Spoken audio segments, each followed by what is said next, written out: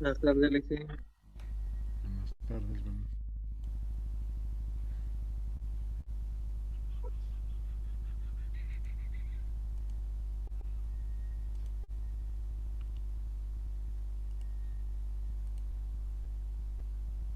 ¿Pudieron conseguir el material de fisioterapia? No, Licen. ¿Qué han hecho? ¿Se han dividido en grupos? ¿Cómo se han organizado? Con mi grupo hemos buscado en los diferentes departamentos. Tenía compañeros que estaban en Potosí, yo soy en Oruro y un compañero que está en Sucre. Mm. Algunos de los materiales que he pedido no están en el mercado, por esto que se está destinando a los hospitales. Es lo que me han indicado, ¿no? No me están trayendo otros por el tema de, ¿cómo se llama esto? No me acuerdo cómo me dijo la señora, pero no le están dejando traer material tampoco. No hay ese material aquí en Bolivia. Yo he buscado ni para hospitales hay. No, es difícil que puedan conseguir en Bolivia. Ahora, está el presidente Hurtado. Hurtado es, ¿no? El presidente, el representante de su curso. Listo, buenas tardes. Hola, ¿qué apellidas? Hurtado. Hurtado es, ¿verdad? Sí, les anotó. Y lo que podrían hacer es organizarse de grupos de 5 para que puedan buscar en Argentina, en Brasil o en Chile, no sé, vean ustedes. El día viernes en la reunión que se tuvo como con docentes, eh, mencionaron que va a haber una capacitación, o que están organizando ustedes una capacitación antes de que puedan empezar su internado, ¿verdad? Sí, bueno, sí es una propuesta que nació a raíz de la licenciada Eliana Ballestar, ¿no? Pero Sí. nosotros ya lo hemos estado viendo y conjuntamente con el director de carrera y el decano para ver en qué fecha y también qué docentes lo van a dar, ¿no? Pero yo creo que van a ser más que todos los de cuarto y de tercero que van a dar esas capacitaciones de esos talleres en sí. Sería buena idea que puedan desarrollarlo y afinarlo para que puedan tener una buena capacitación. Lamentablemente por el tema virtual que ustedes están pasando clases, mucho no están pudiendo desarrollar un buen aprendizaje, puesto que es todo por videos, imágenes. Pero si llegasen a hacer de manera presencial, es una buena opción de que ustedes puedan tener un mejor aprendizaje en cuanto al conocimiento, sobre todo en los temas prácticos de las diferentes asignaturas, ¿no? En el caso, por ejemplo, de neumocardio, sería importante que ustedes también consideren para que puedan tener una práctica vivencial ya para que puedan desarrollar ciertas técnicas, conceptos, terapias, teorías, poner en práctica hacia los pacientes directamente. Pero, bueno, obviamente que ustedes van a practicar entre ustedes mismos y conocer los diferentes instrumental que ustedes que usamos en fisioterapia respiratoria. Yo les tengo una propuesta, por ejemplo, consigan el material, ya organícense de a 5 personas, todo el material que yo les he dado, para que puedan conseguirse y vamos a considerarles darles algún puntaje en la parte práctica. Obviamente que no va a ser 25 puntos, será por 10, 15 puntos, eso vamos a coordinar contigo, ya para, dependiendo del material y del costo también, porque hay algunos materiales que no es muy caro y algunos son caritos. Entonces, dependiendo de eso, vamos a ver para que les pueda dar un puntaje y estos materiales nos los faciliten para que nosotros cuando tengamos la parte práctica les pueda mostrar y enseñar cómo se usa realmente cada uno de estos artefactos en los procesos de rehabilitación kinesiológico. Y tendrían, o sea, tendrías que organizarte ya hoy día o mañana, formar esos grupos y darles a cada grupo, no sé, un material instrumental para que puedan conseguir y tendrían, a ver, estamos en finales de septiembre hasta finales de octubre, hasta finales de octubre más o menos, vamos a ver el calendario. Sí, en cuanto al material que nos envió, ¿verdad? El grupo de Memo, una compañera del curso se puso en contacto conmigo y me indicó, ¿no? Que tenía una conocida o, bueno, o conocía a una persona que hacía, eh, podría conseguir esa persona de Argentina y de Europa que trae ese tipo instrumentos. Yo le comenté de que puede cotizarlo y en base a eso podemos traer en cantidad, ya que al final a cada uno nos va a servir, ¿no? Para la parte práctica y bueno, estoy a la espera de la respuesta, ¿no? En este caso.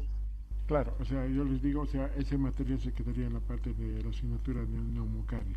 Yo les daría un puntaje y eso nos serviría también para que yo les pueda mostrar a sus demás compañeros en la parte práctica cuando vayan a realizar esa formación que están pensando, ¿ya?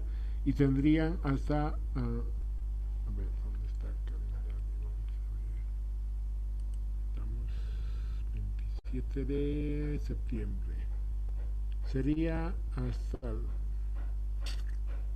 hasta finales de octubre que tendrían que estar entregándonos.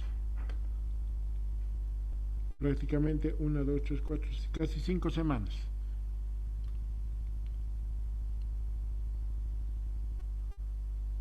Hola, hola. Está bien, dicen.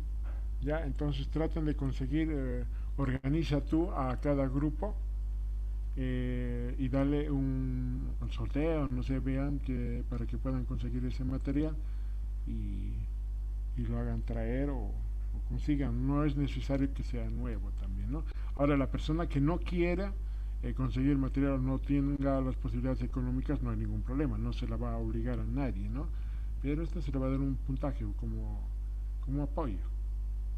Y eso vamos a coordinar en la parte práctica y para que puedan dar su rotatorio también por puntaje. La persona que no puede, no tenga las posibilidades económicas, da nomás su rotatorio ya sobre los 25 puntos. Ahora, si el que está consiguiendo el material, el grupo que está consiguiendo, le pondremos 10, 15 puntos, exagerando será, pero igual va a dar su rotatorio por un cierto puntaje igual. No sé si están de acuerdo. Está bien. Ya, eso yo dejo a consideración, pero tienen hasta finales de este mes para que puedan, a finales de octubre para que puedan conseguir el material y ese tema que en la parte práctica que tendríamos que dar de fisioterapia instrumental lo tendríamos que postergar una vez que tengamos todo ese material que ustedes van a conseguir para que yo les pueda ir explicando a través del Zoom cómo se usa cada uno de estos elementos. ¿Ok? Está bien, dicen. Muy bien.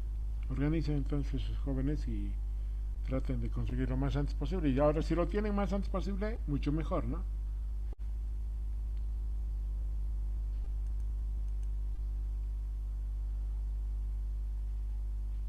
Se ve Le hice la... una pregunta. ¿Tenemos que de todo el material que nos ha pedido o lo que podamos? O sea, No, ahí cómo no, encontrar. pues, un grupo de 5 se forma a criterio de cada uno, no sé, por afinidad, por amigos.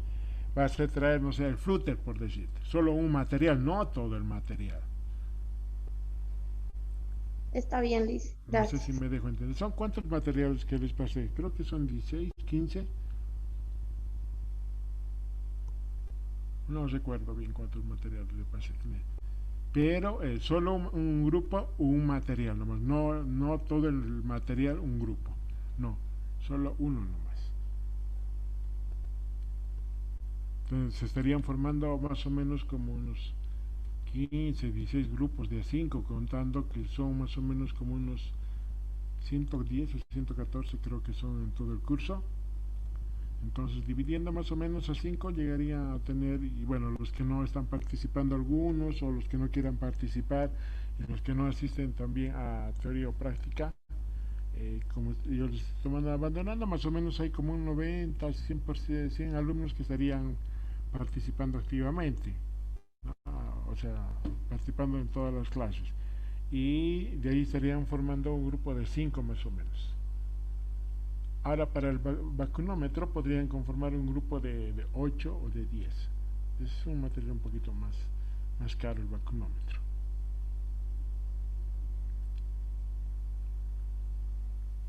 ¿Me dejé entender?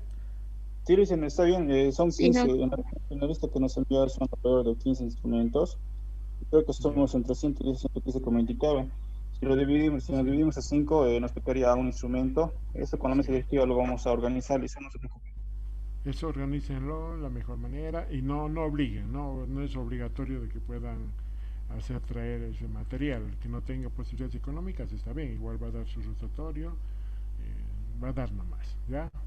Para evitar problemas posteriores. No es obligatorio, ojo, repito, no es obligatorio. Recording in progress. Bien, vamos a entrar y vamos a continuar también a un tema muy interesante, que son las infecciones respiratorias, en este caso las más comunes, las que tenemos el resfrío común, una gripe, que en muchos de los casos, algunas veces los pediatras, los neumólogos o los médicos internistas no los derivan simplemente para poder nebulizar a estos pacientes y que puedan expectorar esas secreciones que están presentando, ¿no? Y bueno, son patologías muy frecuentes que vamos a tener muy a menudo, sobre todo en temporadas de invierno, cuando hay cambios climáticos muy bruscos, entonces ahí donde se desencadenan estas patologías. Pero también tenemos otras patologías muy a menudo que siempre les vamos a ver, en este caso son las neumonías, las tuberculosis, que las vamos a tratar también. Pero nosotros vamos a entrar o iniciar con lo que corresponde a un tema muy interesante, con lo que son las infecciones respiratorias muy comunes, que los vamos a ver siempre en temporadas de invierno. Es así que por decirles que las infecciones respiratorias víricas, en este caso estamos hablando de las infecciones de una gripe, un resfrío común, una faringitis, una laringotraqueobronquitis, la traqueitis, una bronquitis, una bronquiolitis, o en este caso simplemente una neumonía común de la comunidad, son patologías muy frecuentes que vamos a observar en temporadas de invierno. Pero también son enfermedades muy frecuentes con una incidencia que estamos tomando en cuenta de 3 personas más o menos que se da por año. Esto es relación por cada 10 personas que se mide. Y representa más o menos el 50% de las enfermedades respiratorias agudas. ¿Qué quiere decir agudas? Que se van a presentar de manera instantánea. Crónicas ya que han desarrollado o que han desencadenado hace bastante tiempo. Pero hay una gran variedad de infecciones respiratorias en las cuales nosotros podemos observar. Hay más o menos más de 200 tipos de infecciones respiratorias, pero las más comunes y las más frecuentes son las que vamos a ir desarrollando a continuación. Y antes de desarrollar las diferentes teorías de las infecciones, vamos a entrar a los objetivos, que son conocer las principales infecciones víricas, sus formas clínicas, cuáles son la sintomatología que nosotros vamos a ver en estos pacientes para poder desarrollar un diagnóstico clínico y diferencial, porque muchas de las veces la sintomatología se parece a cada una de estas y nosotros vamos a ver la posibilidad de hacer un diagnóstico diferencial, aunque como les digo siempre nosotros no hacemos la parte clínica de diagnóstico, ¿no? Ya los pacientes nos los derivan cuando está instaurado la patología, pero se puede dar en algún momento que cuando están viniendo pacientes a nuestro gabinete presentan algún tipo de resfrío. Ahora, hoy más que nunca, nosotros debemos conocer toda esta sintomatología para hacer un diagnóstico diferencial, si es una gripe, si es un resfrío común, o si presenta algún otro tipo de infección vírica respiratoria alta, baja, media. ¿Para qué? Para que nosotros podamos sospechar. Por ahí se hace una similitud con la sintomatología de una infección del SARS-CoV-19, ¿no? Entonces nosotros tenemos que conocer como medida de profilaxis de hacer un diagnóstico diferencial con estos pacientes, porque por ahí viene un paciente supuestamente simplemente con una temperatura de 38 grados, está resfriado, tiene un dolor de garganta, dinofagia, tiene temperatura, tiene mialgias, tiene artralgias. Entonces nosotros, y bueno, en la mayoría de los hospitales ya están empezando a hacer, bueno, siempre han hecho desde el año pasado también lo que es el famoso triaje. Y dentro del triaje están muchas de las preguntas: si has estado presentando un resfrío común, ¿no? Como la sintomatología que les estaba mencionando. Pero para eso nosotros tenemos que conocer, como les decía, toda esta clínica para determinar si es un paciente posible sospecha de un COVID, que lo vamos a hablar de un ratito, en este caso el SARS-CoV-19. Pero vamos a ingresar en este caso como infecciones respiratorias, que lo vamos a ver. Conocer los distintos tipos de neumonías. Hay una variedad de neumonías, una neumonía nosocomial, una neumonía adquirida en la comunidad, una neumonía adquirida por el ventilador mecánico, una neumonía adquirida en los hospitales. Hay un sinfín de neumonías, pero nosotros vamos a desarrollar un poco más específico a las neumonías más comunes que vamos a observar. En este caso, sí, ya nosotros tenemos que hacer una intervención terapéutica, porque una neumonía va a llevar a una infección, y una infección, una complicación de una neumonía puede llevar a una insuficiencia respiratoria. Hace rato, bueno, estos días se escuchaba mucho, sobre todo de un dirigente que había fallecido supuestamente por azar de la vida aquí en Sucre, y lo que me llama la atención indica el médico, ay, ¿cómo se llama? El médico, ay, que hace, se me fue el nombre. Médico El, me- forense. el médico forense saca un diagnóstico por muerte de insuficiencia respiratoria. Bueno, para que tenga una insuficiencia respiratoria habría que ver que este paciente tenga patologías, por ejemplo, de base, una diabetes podría ser, pero parece que no lo tuvo.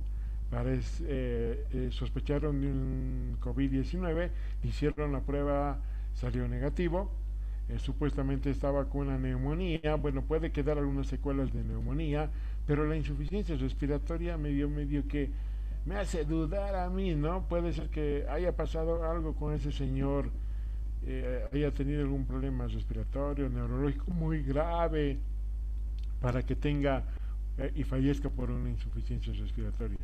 Pero supuestamente el señor falleció en un lugar muy alejado de la ciudad, eh, que hace sospechar, ¿no? Pero a mí también me llamó la atención el diagnóstico que sacó el médico forense de una insuficiencia respiratoria. Y bueno, eso hay que ver también muchas de las patologías de neumonías.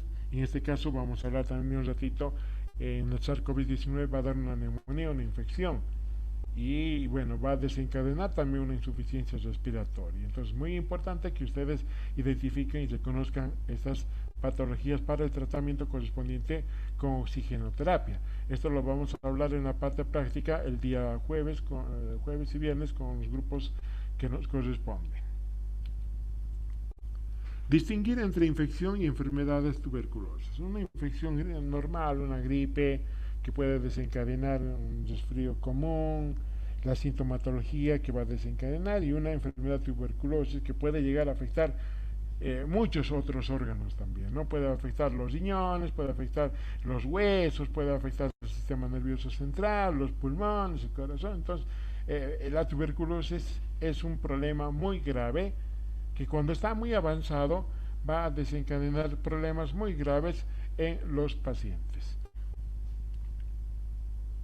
Conocer las manifestaciones clínicas y radiológicas y los métodos de diagnóstico de la enfermedad tuberculosa. Bueno, en las provincias, en las comunidades, todavía se ve muy a menudo esta enfermedad tuberculosa.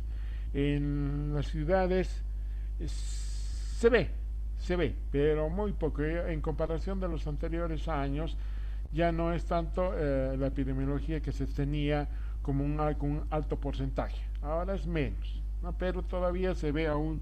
Tenía hace poco, desde 2 años, que atendí un paciente con tuberculosis de la ciudad, que vivía alejado de la ciudad, pero tenía una afección muy grave. Eso lo vamos a comentar cuando lleguemos a tuberculosis.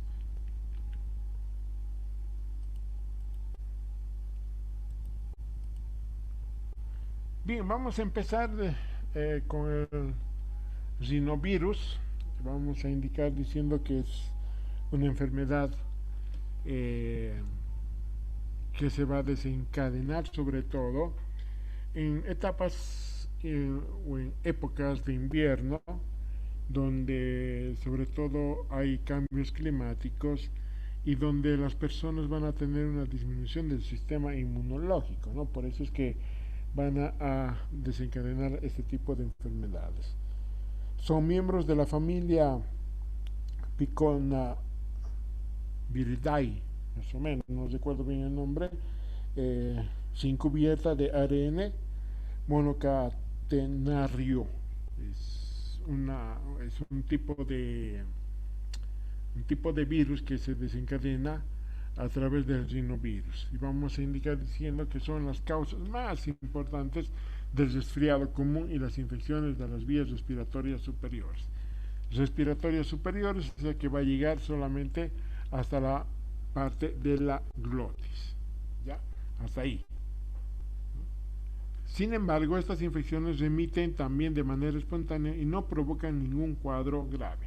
Se puede pasar muchas veces con sintomatología muy simple o muy desapercibida. Puede ser con una rinitis, puede haber con rinofagia,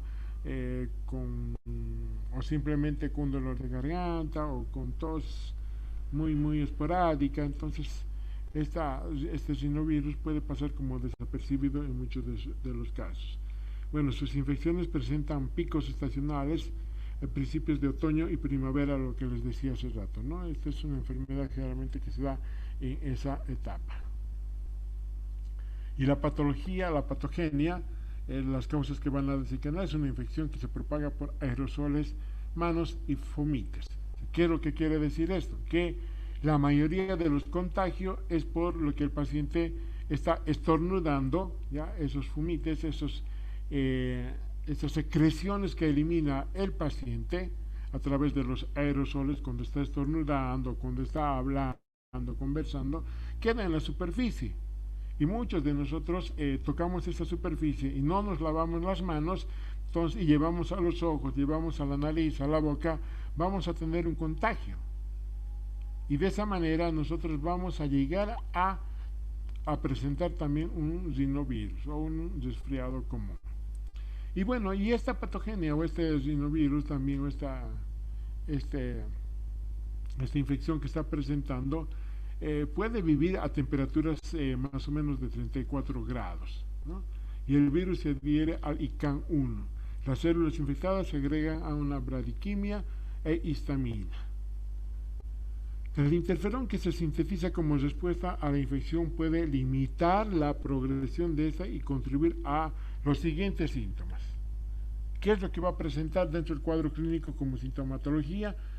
El periodo de incubación, que generalmente es de 2 a 3 días, siempre va a presentar este tipo de incubación.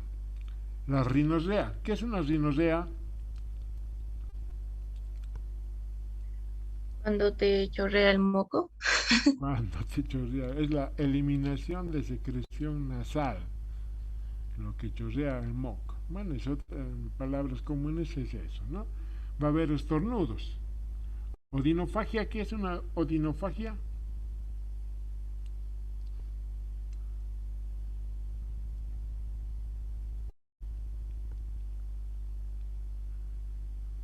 ¿Qué es una odinofagia? Dolor a comer. ¿Dolor al tragar? Dolor al tragar. Generalmente muchos de estos pacientes cuando están con odinofagia, con tos, tienen mucha dificultad para tragar los alimentos e incluso la misma saliva les presenta dolor a nivel de la garganta, a nivel de la orofaringe. Obstrucción nasal, que bueno, va a estar tapado la nariz, que generalmente están limpiándose la nariz por el aumento de las secreciones que presentan, ¿no? Ataque del estado general.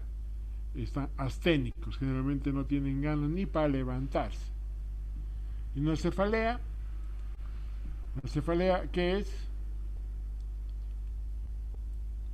Dolores de cabeza. Dolor de cabeza, muy bien. Mialgias y artralgias, dolor muscular y dolor articular. La evolución de esta patología es entre 4 a 9 días. Siempre va a ser, ¿no? Y puede alargarse hasta 3 semanas. Muchas veces cuando está instaurando un resfrío común o un rinovirus, nosotros queremos quitar ya nomás alguna sintomatología, pero la sintomatología en este caso, por ejemplo, de una fiebre, es un síntoma muy importante que nosotros debemos tomar en cuenta a la hora de hacer un diagnóstico, porque mucho de esto significa que está pasando algo en el cuerpo, es un medio de defensa el aumento de la temperatura que se tiene a nivel corporal. Y esta se puede complicar en qué tipos de pacientes, sobre todo cuando hay un EPOC y el asma. Entonces los pacientes con EPOC, con asma, deben de cuidarse en estas temporadas, porque esto va a hacer que complique su situación o exacerbe su sintomatología que vaya a desencadenar. Y la otitis media y una bronquitis, una sinusitis, va a complicarse cuando no hay un buen tratamiento, ¿ya?, que realiza el médico, en este caso el tratamiento farmacológico, ¿no? La sinusitis, que es muy común.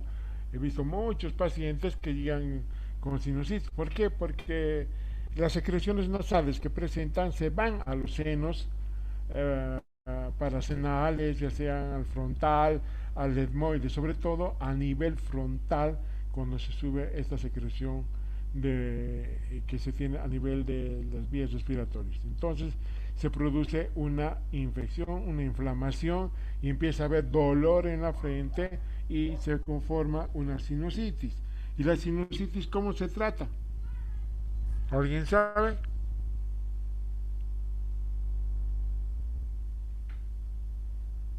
Puede ser con fármacos, Lisa. Puede ser con fármacos y con fisioterapia. Ejercicios respiratorios. No, no te va a ayudar mucho el ejercicio respiratorio. Nebulización, Lisa. La nebulización te va a ayudar muy poco. Muy poquito. ¿Con qué? Se han olvidado ya, pues, ustedes. Capos son para olvidarse ustedes, ¿no? Les he explicado. ¿Con qué tratamos la sinusitis en fisioterapia?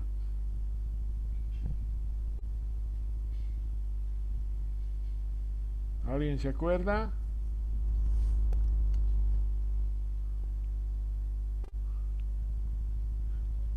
¿Nadie? Nos regala un punto al que se acuerda. Con electroterapia. ¿Con qué tipo de electroterapia? Creo que era con... Ya se han olvidado, che. Qué grave que Con ultrasonido, creo. me estás preguntando. No me acuerdo muy bien, pero creo que dijo ultrasonido en algún momento. Con el ultrasonido, pues, de 3 MHz. Con eso se trata. La sinusitis.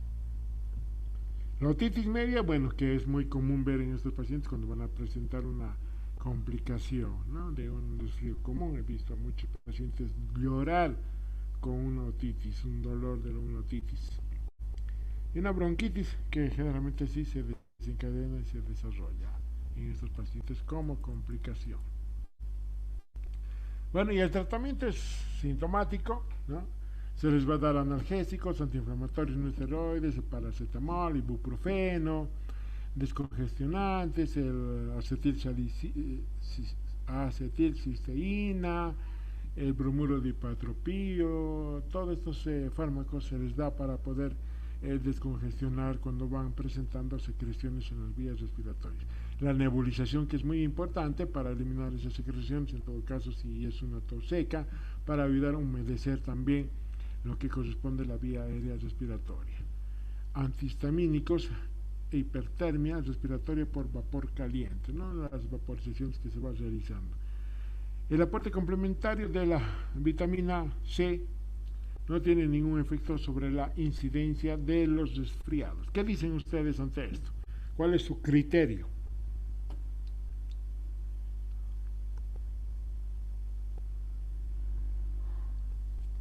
¿Qué opinan de estos jóvenes? ¿Están de acuerdo o no están de acuerdo?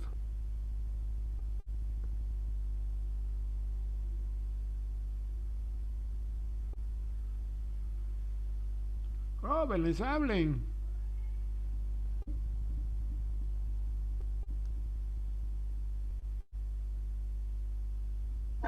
Lisa, yo pienso que la vitamina C, bueno, he oído a otros decir que o sea, si estás resfriado no te va a hacer nada, pero mi madre siempre dice que cuando estoy resfriado siempre me da naranja bien hervida y me hace sanar, o sea que yo creo que sí debe tener algún efecto en Lisa, la creo, incidencia de resfriado. Igual que la limonada caliente, Lisa.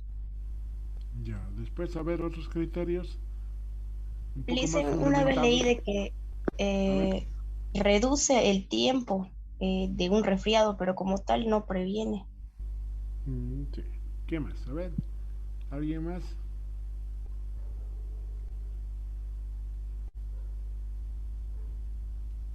¿Alguien más que quiera conversar, fundamentar, dar su criterio sobre la vitamina C?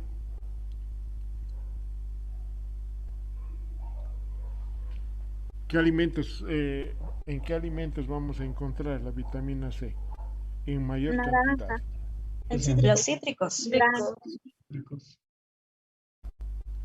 Hay una fruta, la cubierta es de color marrón café y adentro es verde, ¿qué se llama?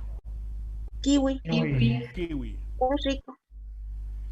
He leído un artículo de la Universidad de Estados Unidos, ay, ¿qué se llama esa universidad? La Universidad de Harvard. Harvard en Estados Unidos. No, pero es de la Universidad de Harvard. Y bueno, se hizo un estudio sobre el contenido de la vitamina C en las frutas, sobre todo en los cítricos, y el kiwi, donde demostraron que el mayor porcentaje de contenido de vitamina C es el que tiene el kiwi, y no así los frutos cítricos. Pero también se mencionaba el uso de estos alimentos que no da tanto resultado cuando un paciente ya está resfriado, ¿no? O sea, cuando ya estás resfriado, te puedes tomar 500 naranjas y bueno, no te va, ni vas a empeorar ni vas a mejorar en tus resfríos, sino que más bien se debe consumir como medida preventiva, como una profilaxis, podríamos llamarlo así, para que tu sistema inmunológico vaya ganando esa vitamina C y así no pueda complicarse o no pueda ser un resfrío muy grave. Es lo que yo he podido leer de un artículo científico donde tiene mucha evidencia con una muestra muy grande, más o menos tomarlo como referencia de 280 pacientes en los cuales se ha realizado el estudio, ¿no? Pero en nuestro medio, en nuestro país, la mayoría de nuestras mamás, yo me acuerdo de chico, mi mamá hacía quemar la naranja en el fogón de la cocina, en la hornilla, y así quemado calientito nos hacía chupar, ¿no? Y nos decía, tienes que chupar como eso te vas a curar. No sé si me curaría o fuera el fármaco u otras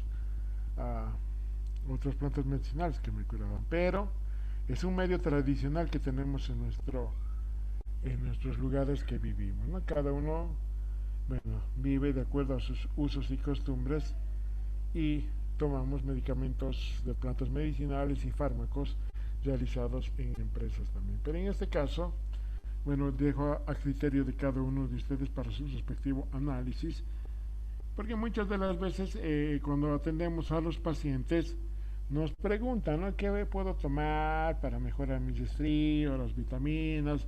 Las vitaminas siempre debemos estar consumiendo para que nuestro sistema inmunológico esté estable y no pueda tener un bajón y así evitar enfermedades que vayan a deprimir también nuestro cuerpo. Entonces, dejo a criterio de ustedes para que puedan ver cuando tengan un paciente y dar un consejo que siempre a veces nos los piden a los kinesiólogos, sobre todo cuando trabajamos la parte respiratoria. Y bueno, vamos a entrar aquí al al coronavirus. El coronavirus siempre ha habido, siempre ha habido. La diferencia que este coronavirus que se ha descubierto en diciembre del año 2019 es mucho más potente, es mucho más grave, ¿no? Pero en este caso vamos a hablar del SARS-CoV-2. Son los causantes del 10 a 20% de los resfriados comunes. Es un síndrome respiratorio agudo. ¿Por qué? De agudo a grave. Agudo porque puede presentarse en 2 días, en un día, puede desarrollar periodos de incubación de 3 días, ¿no? Y la duración de la sintomatología está entre los 6 a 7 días. Y grave que va a mantenerse constantemente a largo plazo. La clínica de este SARS-CoV-2 ¿ya? Va a presentar una rinofaringitis aguda, otitis media en niños, agudizaciones asmáticas, obviamente cuando ya el paciente está presentando algún problema grave. Las medidas preventivas son el lavado de manos muy frecuente, la eliminación apropiada de secreciones infectadas. Así que nosotros cuando tosamos debemos toser en medio del antebrazo, ¿no? O cubrirnos con algún pañuelo, o bueno, ver alguna manera que nuestros aerosoles, nuestra saliva, no sea esparcida por el medio o tenga contacto con otra persona para el contagio correspondiente que podemos llegar a producir. El clorixlenol, la benzaconio son fármacos que se usan mucho para el tratamiento de esta patología. Ahora, vamos a entrar ahora a lo que corresponde a un coronavirus del SARS-CoV-19. ¿Cuál es el criterio que tienen ustedes sobre esta patología?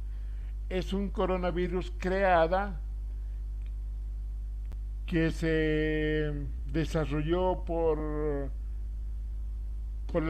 el consumo de estos animales que se tiene en China. Ustedes ven que en China comen víboras, comen perros, comen murciélagos, comen de todo en ese país. ¿Cuál es el criterio que ustedes tienen sobre esta patología? Fue creada, se les escapó de la mano. ¿Cuál es el criterio? Podría ser el mismo mecanismo de infección que fue lo de la peste negra. En Europa, ¿cómo se llama esto? Por la infestación de ratones que había y por la mala higiene que había por parte de las personas, la peste pasó de lo que es el ratón a los humanos, porque la pulga necesitaba tener un ambiente cálido para sobrevivir y picaba a las personas. El mismo mecanismo de acción he escuchado que es para el COVID. La infección del COVID ya estaba en el murciélago, o creo que había un animal antes de ese que estaba infectado, le pasó al murciélago y el murciélago lo pasó al humano. Algo así estaba viendo, dicen. Sí, es una Sí, teoría que se desarrolló, que han hecho los investigadores, ¿no? Y bueno, ¿hay alguien más que quiera mencionar, comunicar, dar su criterio? dice, hablando como dijo mi compañero, ¿verdad?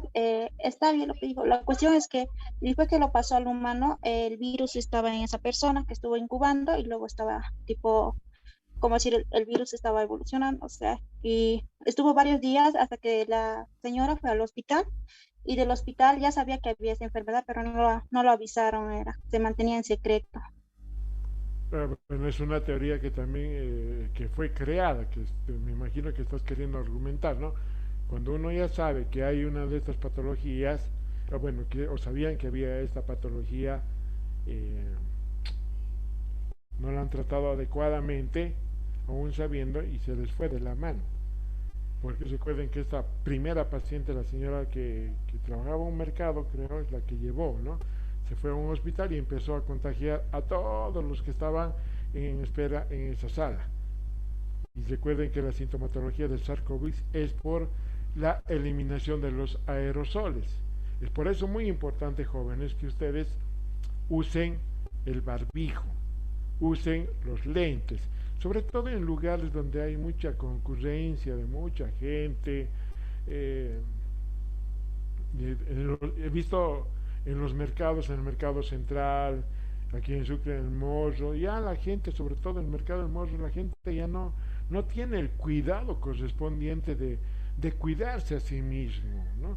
Los aerosoles son microgotas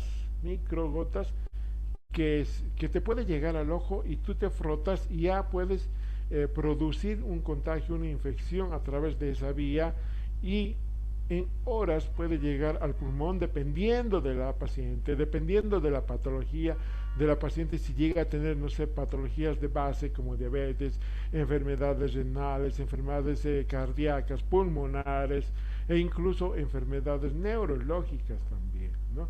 Entonces eso va a ayudar a que pueda diseminarse más. ¿Por qué? Porque el sistema inmunológico está bajo.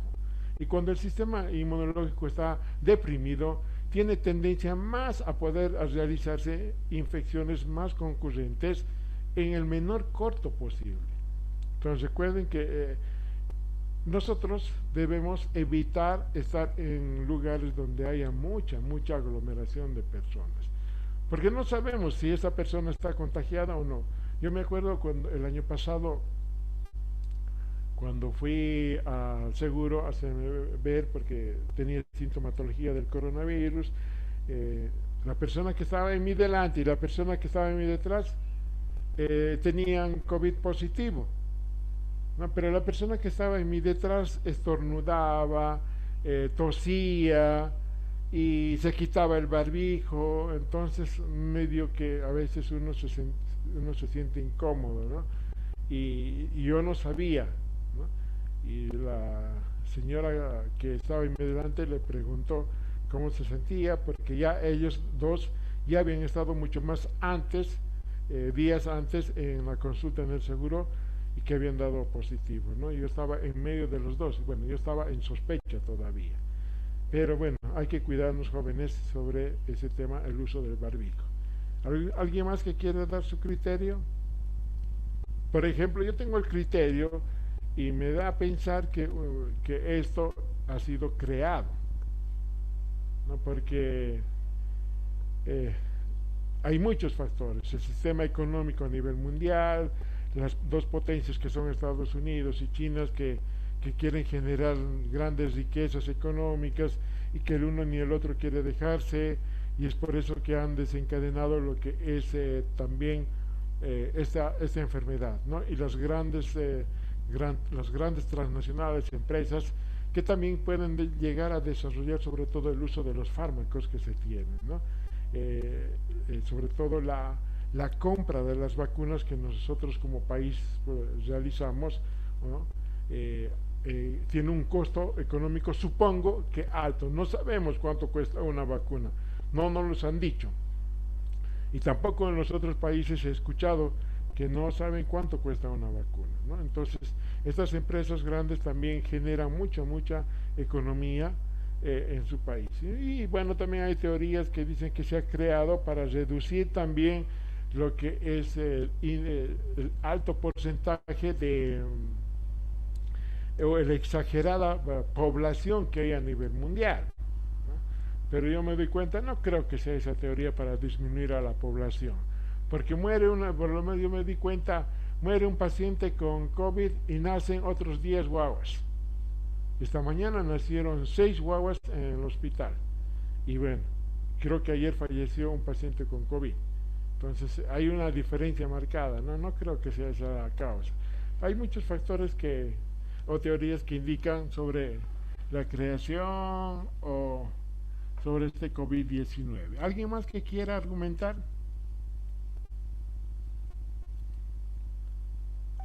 Dice, las vacunas yo pienso que deben ser seguras, ¿verdad? Sí son seguras. Lo que te hacen las vacunas es disminuir la sintomatología. Muchos han dado positivo, aún vacunados, pero la sintomatología que han presentado ha sido muy poquito, muy mínima, que han pasado como un resfrío común, como les decía hace rato.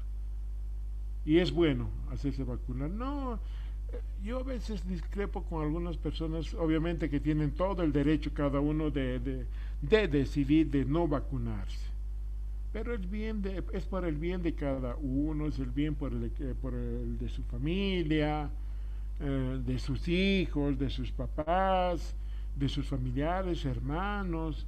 Les contaba el otro día que falleció una colega en mi hospital, una pediatra, la doctora Teresa Laura. Ella tenía mucho miedo de poder vacunarse y bueno, lamentablemente falleció por el COVID, ¿no? Le dio un COVID, ha entrado a terapia intensiva, ha estado menos de 3 semanas, no ha podido salir, joven, ella tenía 52 años, entonces es una pena, ¿no? Ver a tus colegas, y bueno, tener colegas también en La Paz, Santa Cruz, colegas míos de formación en la universidad, amigos míos, que han fallecido desgraciadamente por este coronavirus. Bueno, si hubiese habido tal vez la vacuna ya el año pasado, quizás estos mis amigos todavía hubiesen estado viviendo, ¿no? Pero la vida es así, Dios dispone hasta cuando estamos en este mundo, quizás estamos hoy día charlando, mañana no sabemos. Pero mientras estemos aquí disfrutemos. Y lo más importante es, yo les recomiendo de que puedan vacunarse y la decisión la toman ustedes, ¿no? Y también como ustedes como personal de salud también promuevan a la vacuna, que eso les va a ayudar a disminuir la sintomatología y evitar desgracias posteriores. Y también la parte económica, que muchas de las veces que cuando hay pacientes de edad o jóvenes con patologías de base, cuando llegan a terapia intensiva, pues no es que gastan 100 pesos, 200 pesos, 500 pesos.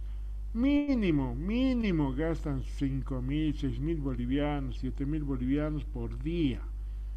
Imagínense gastar $1.000 por día, ¿no? Y estar internada 2 semanas, 3 semanas, 2 meses. ¿De dónde va a sacar tanta plata tu familia? El Estado no te cubre todo, ¿no? Y hay medicamentos que no te cubre el Estado. Y necesariamente tienes que comprarte. Y la familia, pues para tenerte nuevamente en casa, venden sus casas, hipotecan sus casas. Jóvenes, no es nada agradable tener un coronavirus con complicaciones muy graves. Entonces, yo les recomiendo que se vacunen, jóvenes. Es una sugerencia simplemente. La decisión la toman ustedes ya. Y bueno, vamos a decir que esta enfermedad respiratoria es nueva, bueno, ya ni nueva para nosotros porque ya vamos a entrar en una cuarta ola. Ahí no me acuerdo el nombre, ¿cómo se llama? Ya está en el Perú, ya esta nueva oleada. Cualquier momento puede llegar a nuestro país, ¿no?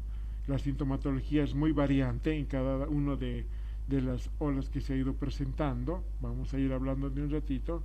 De la primera a la segunda, a la tercera, hay una marcada diferencia en cuanto a la sintomatología. Esto se ha desarrollado en Wuhan, China. Pertenece a la familia de los coronavirus que causan enfermedades de leves a graves en humanos y animales. Dependiendo también del estado general del paciente, depende mucho del sistema inmunológico. Si tiene un sistema inmunológico muy deprimido, va a tener problemas graves en cuanto a su patología. Se transmite de persona a persona a través de gotas, esto es lo que estuvimos hablando. Cuídense mucho, usemos los barbijos, usemos protectores faciales, lentes, ¿no? Para evitar el contacto de estas personas a través de los fumites, ¿no? A través de lo que son las salivas, las secreciones que van eliminando estas personas. Y en contacto con superficies contaminadas. ¿Cómo vamos a evitar? Evitando tocar esas superficies. Y si hemos tocado, debemos lavarnos las manos constantemente, día a día. Por lo menos al día debemos lavarnos, no sé, unas 20, 30, 40 veces. Bueno, los que trabajamos en el hospital nos lavamos a cada rato, pero ustedes por lo menos deben lavarse unas 10 veces como mínimo en su casa. O si han salido a la calle, usar alcohol al 70% para evitar tener esta enfermedad. ¿Qué es el coronavirus COVID-19? Vamos a decir que es un periodo de incubación de 1 a 12.5 días. Generalmente entre los primeros 5 días donde se va desarrollando o donde se va incubando esta patología. Ya luego de los 5 o 6 día uno va a ir presentando la sintomatología. Y esto va a depender mucho también del sistema inmunológico, ¿no? Eso va a depender mucho de lo que si tengo una buena alimentación, si no tengo patologías de base, si hago actividad deportiva, todo eso ayuda a que la sintomatología del coronavirus pueda pasar como desapercibido, ¿no? Mucha gente ha pasado, ha dado positivo, pero no se han dado cuenta, ¿no? Cuando han ido a hacer un estudio de laboratorio, ya habían pasado, ¿no? Y habían creado inmunidad incluso. El modo de transmisión es por las gotitas, el contacto y fumitis. Tasa de letalidad, es variable, ¿no? Ahora, estos días he estado escuchando que hay un fallecido, la cantidad de contagios está 25, 28, 40, ha estado esta semana. En comparación de los anteriores, por ejemplo, el año pasado, en la primera oleada, había una gran cantidad de pacientes contagiados. Y la letalidad también ha sido bastante elevada. Aquí en Chuquisaca, en un momento, hemos llegado a ser en cuanto a letalidad, uno de los primeros. ¿Por qué? Porque había muchos fallecidos. Había más o menos entre el 9% de letalidad, se decía, ¿no? Porque se tomaba en cuenta de acuerdo a la cantidad de contagiados y a diferencia de la población que teníamos en relación a los otros departamentos. Eso es variable, probablemente de origen zoonótico. Esto es lo que se ha desencadenado. Caracterización de los casos: el 81% se puede decir que son leves, como un resfrío común puede pasar, el 14% severo y un 5% crítico. Estos son los que llegan a terapia intensiva. Los síntomas, esto es de la primera oleada, ¿ya? Estoy poniendo desde la primera, porque esto es variable. Hoy en día mucho ya no se toma en cuenta esta sintomatología. En la primera se decía que había fiebre, cansancio, astenia, tos seca,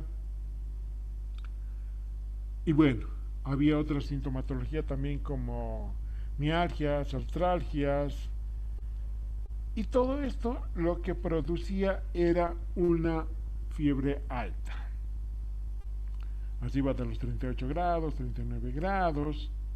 Había neumonía como complicación. Recuerden que esta infección va a llegar hasta los alveolos, va a empezar a destruir la capa alveolar, ¿no? Va a haber una destrucción, va a haber una diseminación de esta infección a nivel pulmonar y va a hacer que se produzca la neumonía. De ahí, de la neumonía, va a producirse una insuficiencia respiratoria, lo que es la dificultad respiratoria. Y aquí hablamos de los mecanismos de transmisión de esta patología: por contacto personal cercano de persona infectada que tiene un coronavirus a otra persona que no lo tiene, ¿no? Como les decía hace rato, cuando yo fui al seguro, habían dos personas que estaban, uno en mi delante y otro en mi detrás. Pero también se habían visto a muchas personas que han dado positivo, y andaban en la calle caminando como si nada. Obviamente que no tenían una sintomatología muy grave, complicada, pero se supone que estas personas deberían estar en su casa cuidándose, evitar salir a la calle para evitar contagiar a las demás personas, ¿no? Entonces aquí hay juega un rol muy importante también, que la persona sea seria. Hay una palabra que tenga,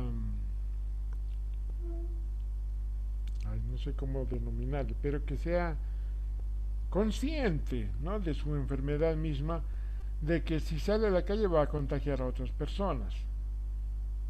He visto a muchas personas con coronavirus caminando en la calle, ¿no?, que han sido positivas. Entonces, muy importante que siempre nosotros nos cuidemos, tratar de salir a la calle lo menos posible y estar en los lugares de concurrencia también lo menos posible, y así vamos a evitar contagiarnos. A través de personas infectadas al toser o estornudar. Esto es lo más común que nosotros podemos observar, el contacto para el contagio. Al tocar objetos o superficies contaminadas y luego tocarse la boca, la nariz y los ojos. ¿Quiénes están en mayor riesgo de enfermarse gravemente? Adultos mayores de 60 años. ¿Por qué? Porque su sistema inmunológico está ya disminuyendo, está más depresivo, no tiene mucho sistema inmunológico en comparación de un joven de 30, 40 años, aunque ha habido etapas también el año pasado en la tercera oleada, no, la segunda oleada creo que ha sido, donde ha habido personas de 40 años que han ido falleciendo, ¿verdad? La primera oleada la mayoría de los que fallecían era de 60 años para arriba. Si no me equivoco, en la segunda, la tercera, pero eran ya entre 40 años a 60 años más o menos. Esta última, ha habido jóvenes de 20 años, 25 años que han ido falleciendo. Entonces, si ustedes se dan cuenta, va habiendo una variabilidad, ¿ya?, en cuanto a la sintomatología y también a la edad de los pacientes. Pacientes jóvenes que no tenían ninguna patología y han fallecido por COVID. Entonces, recuerden, jóvenes, que es muy importante vacunarse, evitar estar en lugares donde hay mucha concurrencia de gente. Personas con enfermedades persistentes como diabetes o cardiopatías, ¿no? También con problemas respiratorios, asma, EPOC, problemas neurológicos que convulsionan. Entonces hay que evitar que estas personas tengan mucho contacto con estas personas. La transmisión comunitaria, ¿qué significa? Incapacidad de relacionar los casos confirmados a través de cadenas de transmisión para un gran número de casos, o al aumentar las pruebas positivas a través de nuestro Centinela. Esto es lo que habíamos desarrollado el año pasado, ¿no? Para evitar el contagio comunitario es lo que se ha hecho la cuarentena rígida, ¿no? Esto es lo que ha decretado el Estado para que la gente no pueda contagiarse de manera conjunta en un solo momento. Porque si se dan cuenta, si hubiera habido una vida normal, una actividad normal, no hubiera habido la cuarentena, el contagio hubiera sido grave, ¿no?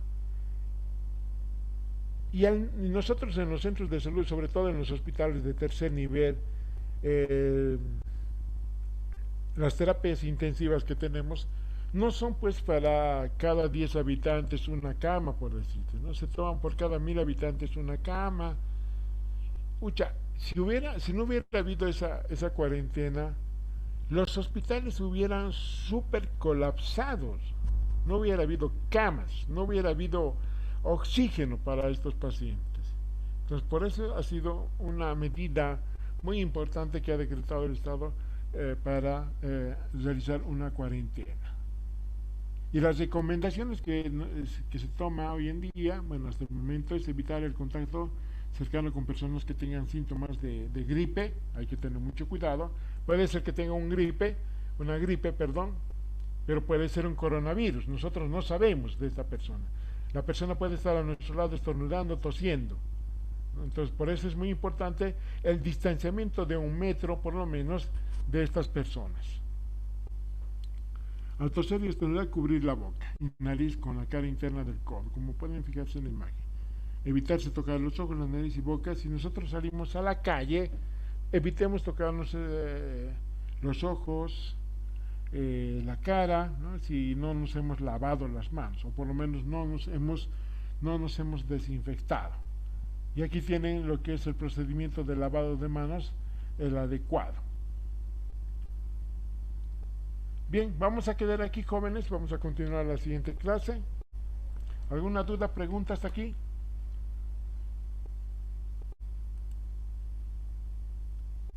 Recording stopped. ¿Hay preguntas hasta aquí, jóvenes? Hola, ¿me escucharon o no? No, le hice. Estaba pensando. Parece que no. Sí, porque no Interesante. están callando. Bien, cualquier duda, cualquier pregunta me la hacen y la siguiente clase continuamos. ¿Ya? Está bien. Está bien. Nos vemos el día jueves. Hasta luego. Chao.